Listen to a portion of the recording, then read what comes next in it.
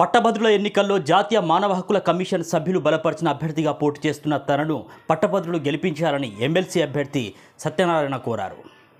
Nalgonda, Khammam, Warangal MLC ఎన్నికల సందర్భంగా భూపాలపల్లి జిల్లా కేంద్రంలోని కాకతీయ ప్రెస్ క్లబ్లో ఎమ్మెల్సీ అభ్యర్థి పూజారి సత్యనారాయణ మీడియా సమావేశాన్ని ఏర్పాటు చేశారు. ఈ సందర్భంగా ఆయన మాట్లాడారు.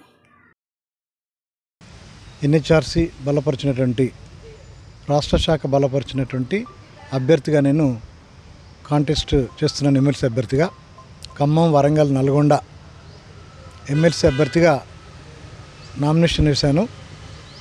కాబట్టి నా యొక్క సీరియల్ నెంబర్ 38 నంబర్కు మొదటి ప్రాధాన్యత ఓటేసి గెలిపించవలసిందిగా భూపాలపల్లి ప్రజలను నేను వేడుకుంటున్నాను.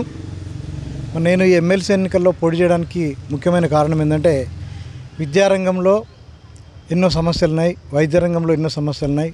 ఆ సమస్యలన్నింటినీ విధాన మండలిలో దృష్టి తీసుకురావడానికి, ప్రజల తరపున మాట్లాడడానికి ఈ యొక్క ఎన్హెచ్ఆర్సీ తరపున ఒక గొంతుకనై పోరాడతానని తెలియజేస్తున్నాను. అలాగే ఒకే విద్యా విధానం అనేది రాష్ట్రంలో ఉండాలనేది నా అభిప్రాయం. మరి ఒక ఎమ్మెల్సీ ఎన్నిక రిజైన్ చేస్తే అంటే బై ఎలక్షన్ అయితే వెంటనే ఎన్నికలు నిర్వహిస్తున్నారు కోట్ల కొద్ది రూపాయలు పెట్టి. మరి అదే ఒక గత 10 సంవత్సరాల నుంచి ఎంతోమంది విద్యార్థులు గ్రాడ్యుయేషన్ పూర్తి చేసి వాళ్ళు నిరుద్యోగులుగా రోడ్ల మీద తిరుగుతున్నారు. మరి వాళ్లకు ఉద్యోగాలు ఇవ్వడం అనేది ప్రభుత్వము అశ్రద్ధ చేస్తుంది, నిర్లక్ష్యం చేస్తుంది. కాబట్టి ఈ విద్యారంగ సమస్యల పట్ల మాట్లాడటానికి నేను ఈ ఎన్నికలలో పోటీ చేయడం అనేది జరిగింది. ప్రజెంట్ ఈ ఎన్నికల వ్యవస్థను కనుక పరిశీలిస్తే చదువుకొని నిరుద్యోగులు ఉన్న యువతను వాళ్ళ వెంట తిప్పుకొని ప్రతిరోజు బీరు, బిర్యానీ ఇటువంటి చెడు అలవాట్లకు గురి చేస్తూ వాళ్ళని సమాజం లోపల పనికిరానటువంటి విద్యార్థులుగా తీర్చిదిద్దబడుతున్నారు. ముఖ్యంగా ఉద్యోగాలు లేక నిరుద్యోగులు ఉన్న యువతకు ఒక పెళ్లి సంబంధం ఇవ్వాలన్నా కూడా ఈరోజు వెనుకబాటు జరుగుతున్నది.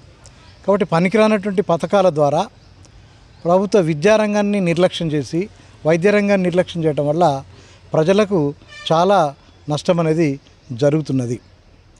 ముఖ్యంగా మరి విద్యారంగంలో నేను 36 సంవత్సరాలు పనిచేశాను. ప్రాథమిక పాఠశాల నుండి ఉన్నత పాఠశాల వరకు, అలాగే మండల్ ఎడ్యుకేషన్ ఆఫీసర్గా విద్యారంగంలో ఉన్నటువంటి సమస్యలన్నీ కూడా నాకు తెలుసు. కాబట్టి నేను తప్పకుండా ఈ యొక్క విద్యారంగ సమస్యల పట్ల